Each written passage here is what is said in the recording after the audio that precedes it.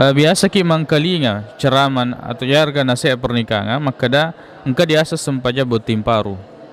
Sering kita mendengarkan orang yang membawakan ceramah pernikahan, dia mengatakan bahwa ada anjuran untuk melaksanakan salat 2 rakaat di malam pengantin baru. Yewe sempajangnya dia napole por Nabi Muhammad SAW itu tidak berasal dari Nabi SAW. Niki napigoi Abdullah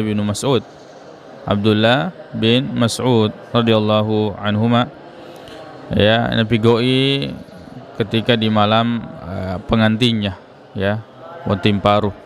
Niki dewa di puada makada hal itu bersumber dari Nabi SAW. Nasabah beberapa kali Nabi SAW menikah tidak diriwayatkan satu hadis pun atau tidak ada riwayat yang dari Nabi SAW bahwa Nabi setiap pengantin beliau melaksanakan salat 2 rakaat. Beliau melaksanakan salat 2 rakaat. Jadi itu bersumber dari sahabat dan tidak bisa dikatakan itu adalah sunnah Rasulullah SAW. Wallahu taala a'la wa alam.